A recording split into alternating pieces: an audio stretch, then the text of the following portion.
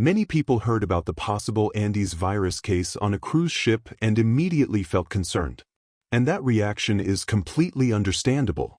When people hear the word virus connected to a closed environment filled with passengers, it is easy for the imagination to jump to alarming conclusions.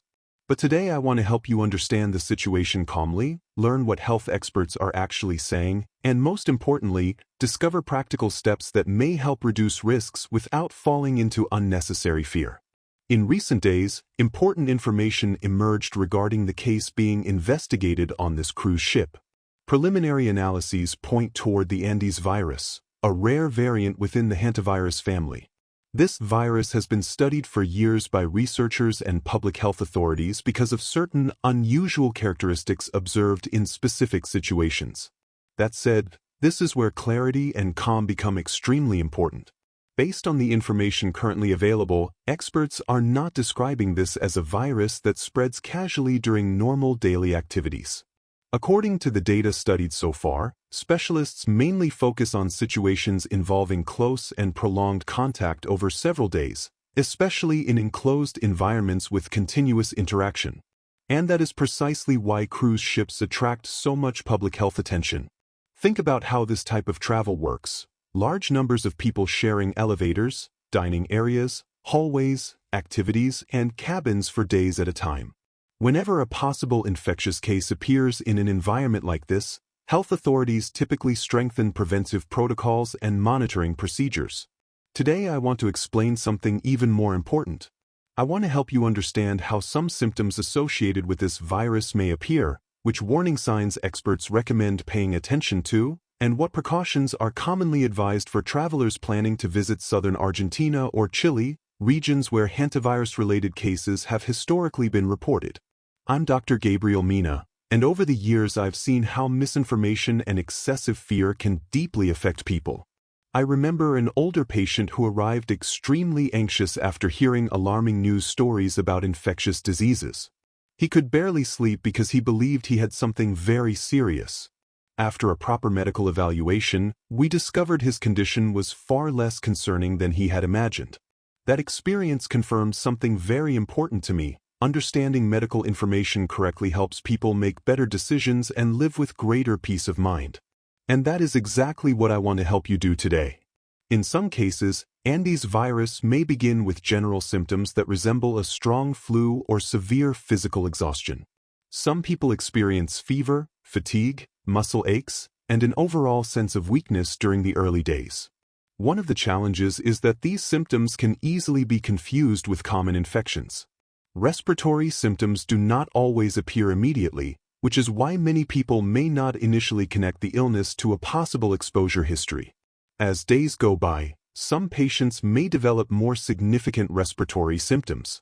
That is why health experts recommend paying close attention to how symptoms evolve and seeking medical evaluation if breathing discomfort, chest pressure, or noticeable worsening of the overall condition appears.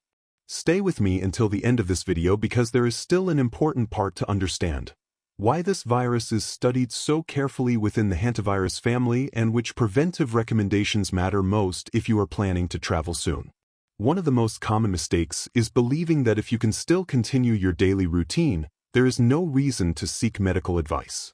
But with any infectious illness, recognizing changes in the body early can make a major difference.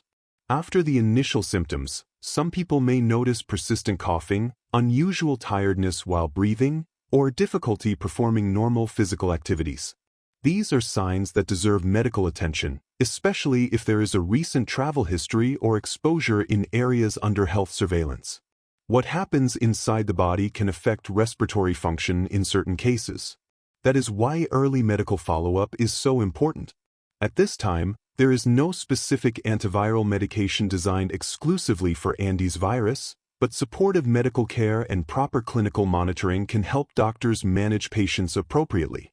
In prepared medical centers, healthcare professionals monitor breathing, hydration, and the patient's overall condition carefully in order to reduce complications and provide the most appropriate care possible. Some time ago, I treated a man who returned from a rural area in the southern part of the continent believing he only had a severe flu. He decided to wait several days before seeking medical attention. Eventually, he went to the hospital because he began feeling more short of breath than usual. Fortunately, he received timely medical care and recovered well. Since then, I always repeat the same advice. Listening to your body and seeking medical guidance early is never an overreaction. And this brings us back to the cruise ship situation, because many people wonder why health authorities have taken so many precautions around this case. The explanation is related to prolonged close interaction. According to current research, experts mainly focus on situations involving close contact maintained over several days, especially in enclosed and shared environments. That is why cruise ships require enhanced preventive measures. On a ship, passengers continuously share common areas, cabins, restaurants, and recreational spaces for extended periods of time. Whenever a possible infectious case is investigated in an environment like this, health protocols are typically reinforced to the highest level. I also want to clarify something important because many rumors have circulated online. The primary focus of health surveillance is not related to sensational scenarios or exaggerated theories. Instead, authorities focus on preventive monitoring of people, shared objects, and areas where close interaction may have occurred.